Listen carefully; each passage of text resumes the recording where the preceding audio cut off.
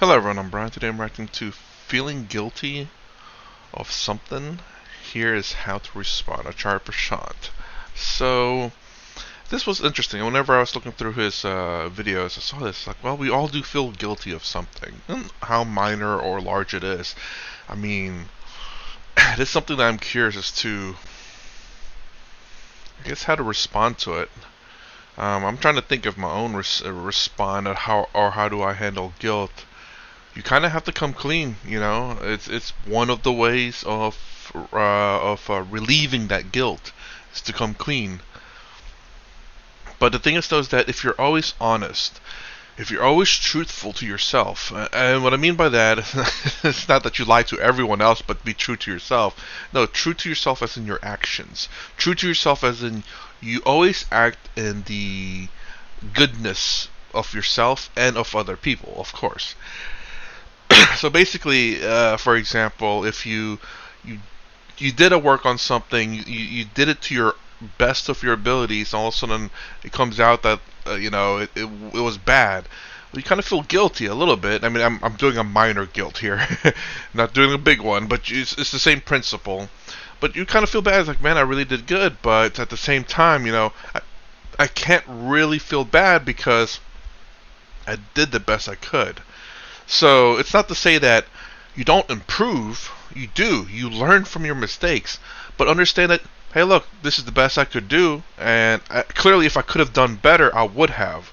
But this is just the best that I can do. So here's an opportunity to learn how to do it better.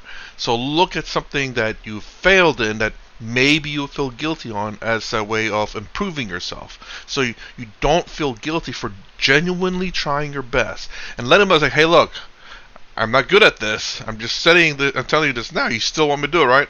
Okay, you want me to do it. All right, I'm going to do it. And if you fail, it's like, hey, look, I told you, all right. I was up front and honest. I did the best I could.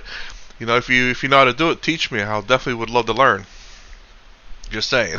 Anyways, let's go ahead and see what he has to say. I skipped the front part, which is just, I think, a lot of teasers of the clip itself, or the video itself. Namaste Acharya ji, namaste everyone. Thank you. Sometimes couples who are also parents exhibit their disagreements or arguments in the presence of their children, which may cause mental health issues unbeknownst to them, the parents. And later on, when they do become aware, they feel guilty. And this guilt gets harbored in them as long as a lifetime or beyond. I'm not aware. It's too heavy. How, what? I don't even know how to phrase this question. All I know is children do not come with manuals without instructions. They actually do. It's called your grandparents. If only you would listen to your grandparents. Don't get me wrong, the manual is not perfect because every kid is a little unique in a way, but generally speaking, there is a consistent set of rules that most kids abide by. Not all the time, and obviously, whenever I say there's a manual, it's not. I'm saying it's like the quick start guide. It's like, yeah, I don't think this is the same model, but it looks about right. You look at it, it's like, I think it'll work. It'll be fine. I'll wing it. I'll still, follow these few steps though. These sound about pretty good. So this is kind of the thing that's really kind of, in at least in perhaps Western countries, but maybe more so in America, is that the mothers aren't taking care of their children anymore, or again, the traditional sense. It's usually the mothers that take care of the children, obviously, because when they give birth, they kind of can't really exactly, start working right away, and they have to nurse the baby. And then of course during the back in the olden times, they're the one who raised the child, and that's how they learn how to raise the child. So as mothers, they learn what to do and what not to do. Kind of, it's not perfect, but generally speaking, they have an idea, and this is what they pass on to their children who have babies whenever they become the grandparents. It's like, this is what I spanked your butt so hard. Probably shouldn't have, so don't do that. Not too hard. A little bit might be fine. And as it goes down the generation, you kind of refine the steps a little bit. It's like, yeah, spanking medium, light medium was about good. It gets the idea across without trauma. I'm laughing at that because I wouldn't doubt there are many people even in modern day today who get their butts beat quite badly. Not abusive in a sense. It's just like, it hurts, but it's not really going to leave anything necessarily. I think there's a few people out there who knows what I'm talking about with that one. Anyways, but that's kind of the parenting is generally passed on generation to generation, but we kind of lost that in modern time. Like, even with I wouldn't doubt that there are fathers out there who, as they look to their father as in how to raise a child as well, because we as mothers and as fathers, there's a unique thing that we teach the child, I believe. Anyways, again, not a expert in that, whatever you parenting, I suppose, but it's a very common sense idea. It's not, again, I'm not speaking in completeness, of course. It's just there are certain things obviously you observe, and it's very easy to see. The problem is as we as humans beings, we tend to we tend not to observe very well, and which is sometimes very clearly in front of our face. How? Thank you. I guess to answer her questions, the fact that I'm guessing she had an argument with her husband. It seems very like a very personal question, and then their child raised up with trauma. I mean, it's it's kind of and unbeknownst as well. Well, I mean, you just have to talk it out. Explain why. I mean, children get into arguments as well. You're just gonna say that's part of the human nature. It sucks, absolutely, but it's part of the human experience. We get in arguments, some more severe than others. I don't know whether the situation there is severe or not, but it's just part of life. You're gonna have arguments. You're gonna have disagreements. Hopefully, it doesn't escalate too bad in either end, and hopefully you can work things out. That's part of kind of working things out. Eventually, hopefully you realize that you're going both, obviously, or however many's in the party of this argument, realize you're going a little too far, and you're like, we're getting a little bit heated up and riled up. Maybe we should calm it down a little bit and realize what we're doing, and maybe have a civil discussion about it. Again, that's easier said than done, of course, but I mean, let that guilt remain, because we indeed are guilty. Bring a life to the world, often in the most unconscious way possible. And then your impact, your impression just distorts things even further for the girl or the boy. Of course, it's a matter of guilt. But let that guilt be real and deep and transformational. When guilt is real, it becomes an agent of change. When guilt is superficial, it becomes an agent of defense. You say, I did that in ignorance, I didn't know much, so how can I be blamed? Not that kind of guilt. Or, I'm a good person, but I indeed did do bad things, but that was just a coincidence, a random slip, something unintentional. Not that kind of guilt. Let the guilt be complete. Complete because what we did or what we commonly do to our kids is the complete story of our life. We are continuously doing that. It's not just the kids who are at the receiving end of our violent ignorance. Aren't we equally violent towards everything and everybody? Just that in the case of kids, it shows up in the most conspicuous and brutal way possible. Otherwise, our unconsciousness, by definition, is violent. So when that complete guilt is there, then it becomes a factor for transformation of complete life. Every single relationship, not just our relationship with the kids. I mean, yes, of course, kids are very vulnerable, more vulnerable, and what we do to them is very reprehensible because they are also hopelessly dependent on us, and in some way we betray their trust. Yes, of course. But the same unconsciousness, does it also not find expression in our relationship with our friends, with our pets, with our spouses, with the planet in general? Or are we selectively unconscious? No, we are unconscious towards everything. Towards everything. But when it comes to kids, oh, they are so little, so feeble, and also so cute that you feel very upset at having done to them a few bad things. If only you discover that you have indeed done a few bad things. A lot of parents never discover that. Even if they do discover that, they never accept that. They never accept that. It takes a lot of courage to accept that we have not been fair to our kids. But the thing is, you cannot be fair because you are unconscious. And that's the way of our life. How do you be fair?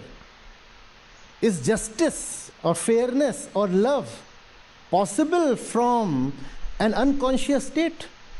No. Before the kids came, there was the moment of impregnation. Was that a conscious moment? Before the mating, there was the moment of wedding. Was that a conscious decision?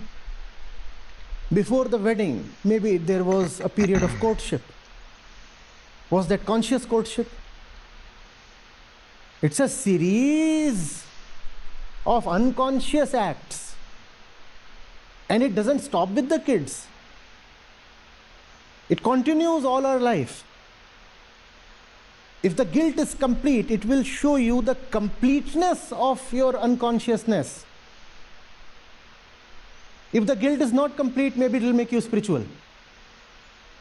And you will go to some place of worship or some Babaji or follow some method and say, now I am a decent woman. Remaining who you are, you will pretend you are a decent woman now, while you are much the same as what you have been all your life. Let the guilt totally incinerate you from within. If the guilt is actual, it will not allow you to remain the person you have been.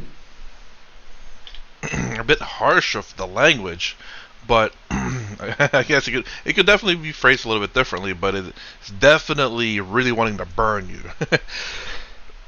But at the very end, the thing that I really like is the fact that if it's a genuine guilt, you should not be the same person, and which is absolutely very true. It's really weird that he says complete guilt. I'm not sure what he means by that, and how the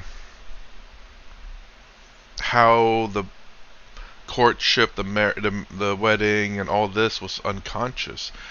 I figure those were conscious. The way I look at this so far, in terms of how I'm seeing conscious or how I interpret conscious and unconsciousness in perhaps this types of philosophy, is whether you are aware. To be conscious of a decision is to be fully aware of your action. I don't know if he means it that way.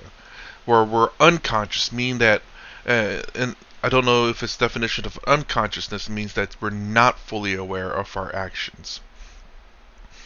So, for example, I guess the wedding was, are you fully aware of who the person that you're marrying is? Like, do you know them 100%? So that your decision to marry that person is fully conscious. And also as a person of who you are and whether this is something that you want and are you responsible for. So basically, you're not just marrying this person off a whim. You're not just marrying this person after 3 days. You've taken the time to get to know the person and yourself as well. Because just knowing yourself is not enough necessarily. You could be the best person, but the person that you're marrying could be terrible. So by knowing only yourself, you're only half conscious of the decision that you make. Again, I don't know if this is how he means it or not. That's how I'm kind of interpreting conscious and unconscious decision. Sleeping in the bed, the consummation part, was that intended consciously or was that unintentional, unconsciously done? Were they ready for the responsibility of a baby? So I'm not. That's where I'm a little. I'm assuming this is what he means by consciousness and unconscious. This is basically understanding of the decision that you're making and what and who that affects. Then it's not just your relationship with your kids that would change. It's a relationship with yourself and the entire world. That's the kind of guilt we need. Not selective guilt, not superficial guilt. I am otherwise a great father, a great human being. I am a great boss, or I'm a great employee. I'm also a very religious person. Just that I have not been kind or fair or responsible towards my daughter. Sir, that is not possible. Not possible to be religious and not be fair and yet be fair to your daughter. But you are saying, no, everything else is all right. Only in this particular segment of life have I gone wrong. Not possible. Not possible.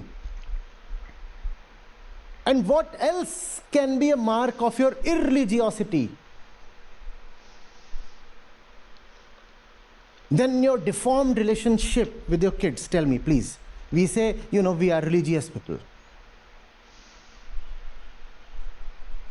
We value sacredness. We believe in God. And then look at the world and see how it traumatizes its kids. What kind of religiousness is this? How can you be religious if that does not show up in your relationships and your decisions? Religion is the very art and science of consciousness, is it not? Is it not? If your decisions, your acts are not coming from your consciousness, how do you claim to be religious? Again, and here we go in terms of Advaita Vedanta. It says coming from your consciousness, or let's see. Sorry, it's going to be trying to get to the previous. Oh my gosh, you know what? If your decisions, your acts are not coming from your consciousness. Okay. So in terms of Advaita Vedanta, your consciousness or pure consciousness, Atman Brahman, does not make any decisions whatsoever. All consciousness is, and pure consciousness is just pure awareness. That's all it is. And again, I'm trying to remember from that last video where I think he makes a distinction where consciousness is what he says consciousness is what some Advaita Vedantins call the ego, the mind, and then pure consciousness is actually Atman Brahman. So I just want to make that distinction here. I noticed that I guess he. Not sure if I say he doesn't follow traditional Advaita Vedanta, but he certainly does. He does it a little bit differently. He seems more not religious part of Advaita Vedanta, more of the I don't know what to call it, practical, I guess. I'm not sure. It's definitely I've not heard him say anything religious. So, and again, from here when he says consciousness, he's talking about the ego. The ego is usually bad, and usually consciousness you want to do it good.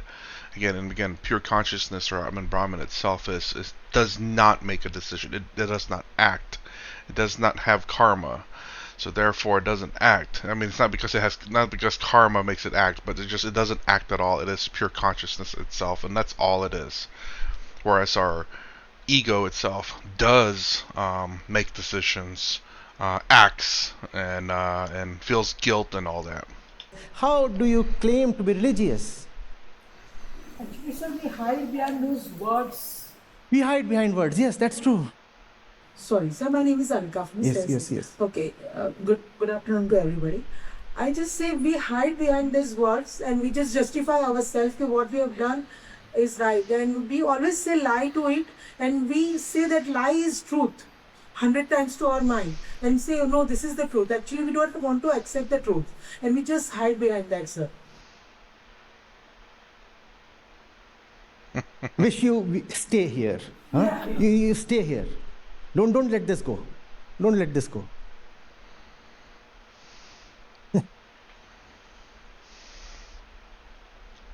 I'm a decent person. In fact, my guilt comes from my assertion that I'm otherwise a decent person. I went wrong only in this one particular case. No, sir. Your very center is misplaced. There was this Hindi movie there, गलती से mistake हो गया. Yes, sir. No, not गलती से mistake हो गया. That's your very center. It's not accidental. It's not random. It's not an one-off slip. That's the whole story of your life. That's why I'm emphasizing on the word complete.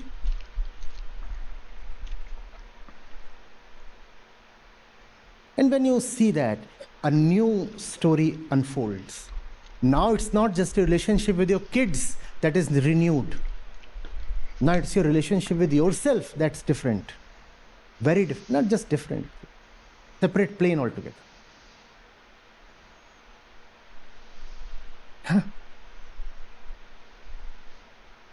Sometimes I observe, probably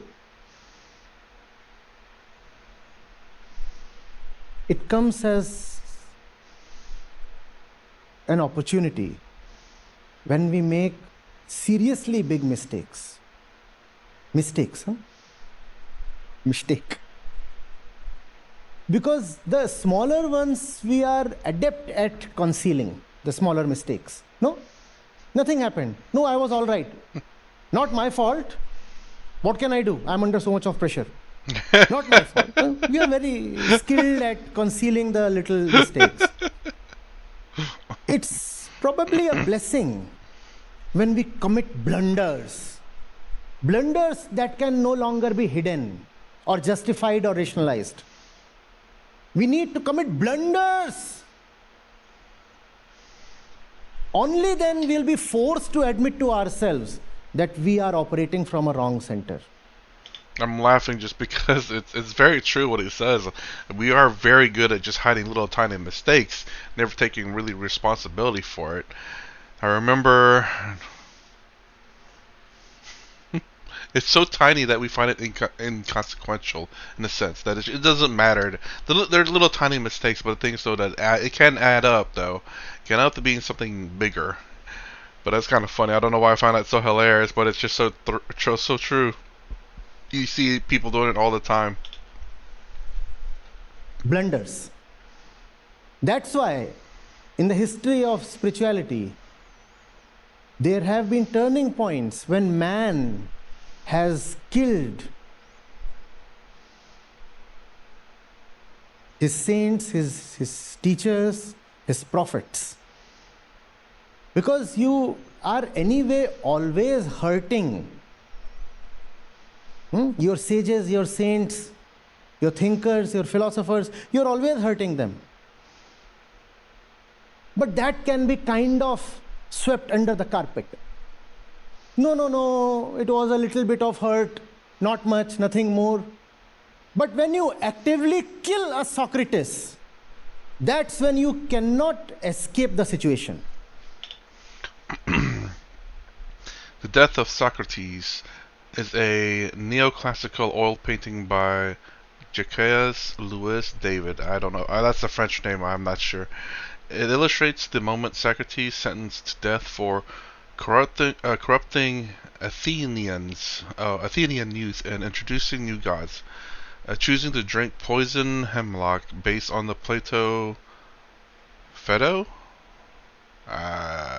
failed, whatever. The scene shows Socrates calmly turning his execution into a final lesson for his students.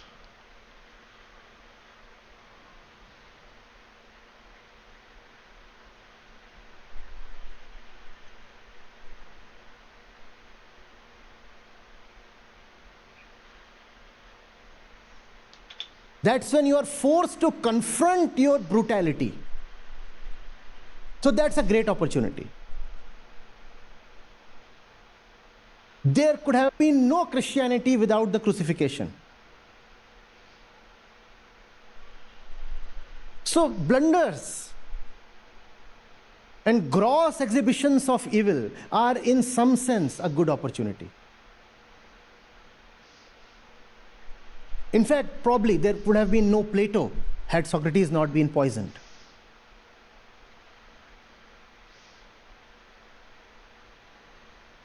Are you getting it? Yes, yes. Thank you, sir. So, these opportunities are opportunities of redemption, repair. Everything. Everything. Once the cognition has been. Yes, yes, that's the only thing that's needed. Acknowledgement, acknowledgement, acknowledgement, and a complete acknowledgement, not a partial one. You cannot say, only on that day, only in that event, only with that person did I go wrong. You have to see that you are operating from fundamentally the wrong point all your life. Therefore, you need colossal blunders. Colossal blunders. And then those colossal blunders are difficult to hide. Now it's the dinosaur in the room. You cannot hide it, nor can you avoid looking at it. Now it becomes unavoidable. Now you have to admit that you are indeed fundamentally in the wrong. So when such a thing happens, when our acts of ignorance harm a loved one, especially a little kid, so we cannot go back to the past and undo it there. But there is something within us that can be undone right now. That's the opportunity. Can we undo that within us right now? And then unscripted things happen. So, please elaborate. When the guilt incinerates you, Yes. please elaborate on that, sir. Which means you are no more the same person who would get into things she needs to be further guilty of. There is somebody sitting within me. I identify with that one, right? I have given that one my own name. What's your name, please, if you may? Karishma. Karishma. So there is somebody within, and I call that person, that thing, that being as Karishma. Karishma, right? Now that's the criminal, that's the guilty one. And criminal in the sense of being unconscious. That's the only crime. That's the mother of all crimes. If you are unconscious, anything and everything that you do will be a crime. Crime is not an isolated event or activity or happening. Crime is who we are. The one sitting within, that I call as Karishma, is the criminal because she is unconscious. Classically, that's called the ahankar, the ego. That's the first criminal. That's the first criminal because it has stolen something. It has stolen your name. That's not who you are, but that one has taken your name. It calls itself the Atma. I am the truth. It calls itself Karishma. It's not Karishma. You're somebody else. That's what entire Vedanta is about, your real identity. You're not the one sitting within. You're not the criminal, obviously. The sages say you are the sons and daughters of immortality itself. How can you be a criminal? No possibility. But the criminal within us has stolen our identity. Okay, so basically, it was really weird to say that you're always at fault. Your entire life has been at fault. It's like, dang, that's kind of harsh. But obviously, he says that the criminal part of it is just the sheer fact that it's something that we couldn't really help. I mean, you don't know this until you know it. A lot of people throughout history don't know Advaita Vedanta or any of the Eastern philosophies. So how can you how can you blame yourself for not knowing that the ego has taken over your body, essentially taken over your name, like he's saying here? I mean, without essentially someone bringing this up, to me this is almost like religion as well, where I know Christians, and it's really odd though with Christianity, if I remember hearing correctly, is that you have to teach them the ways and stuff, otherwise they go to hell. But the thing is, so there's the exceptions. Like, well, someone said, like, well, what about the people in the past who don't know anything about this? Well, they go to heaven.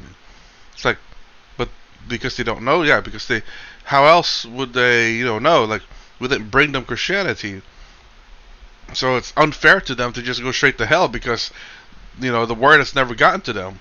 Well, at that point, you might as well just never give anyone the word because they can all go straight to heaven. The logic kind of adds up there. It's like, well, let everyone forget about it, and therefore everyone goes to heaven. It's a clean pass. But again, it goes more to the point with if you don't know, I guess, about this whatever specific Eastern philosophy, Vedanta here, then how did you know that you're essentially a criminal in a sense? You wouldn't.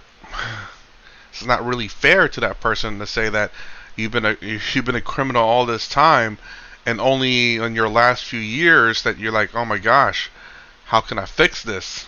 When it's already, in some cases, too late. Student identity. Now this criminal, whatever it does will be a crime. So what is meant by incineration? Get rid not of the crime but of the criminal itself. Otherwise you will be fighting crimes in isolation. Here I went wrong with this person, let me repair the damage. In this particular transaction I did something unjustified, let me apologize. Here in this matter I am again erring, let me correct. This kind of isolated, fragmented approach will not work because the criminal will stay safe. I get it there. Okay, so basically, because the criminal's inside, and every action essentially that the criminal takes is going to be a crime. Therefore, every individual instance is trying to fix individual instance is going to tire you out because you're just patching up the issues and not handling the real problem, which is the criminal itself. So incineration means I am not fighting the crimes anymore. I am destroying the criminal itself. That's incineration. Yeah.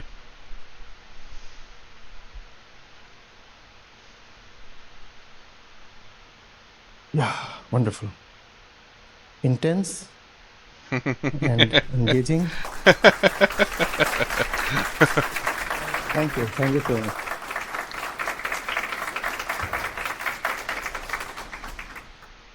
Thank you, Acharya ji, for such an enriching and thought-provoking session.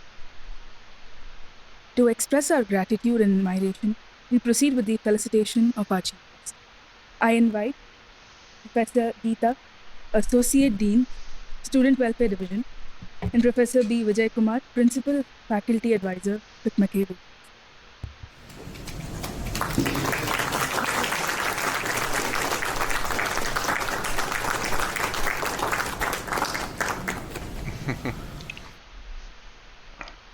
Thank you, Acharya. Thank you. Thank you for your patience. Thank you so much. I'm Nima. I'm from France right now. I'm from France. And today is my first day. It's really a first day in this Gita session. And it is very, very, I feel very, very pleased and very, very, very thankful. Okay, well, so very, very interesting. I have to try to think of that in terms of how I can understand it so that it makes sense, so that I can take actions. Because obviously, I will get rid of that word. Obviously. I hate it so much now. I realize I say it so much, but I still keep saying it.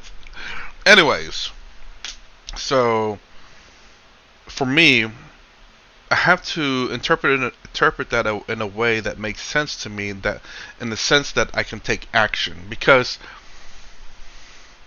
I heard what he said. I kind of understand what it means, but what action can I take? We're born essentially as criminals, and obviously, and growing up not knowing that we are that. And the incineration part, essentially, I'm wondering if that's, I don't know if that's enlightenment, but I think it's close to that. I have a feeling it's just to realize the part, your ego essentially, because again, unconsciousness, essentially the ego, that the ego has been in control this entire time, and for you to realize that doesn't necessarily make you enlightened, but at least it's a step in the right direction. And when you can realize that, you can start adjusting, you can stop being the criminal in a sense. But that's the thing, I don't know.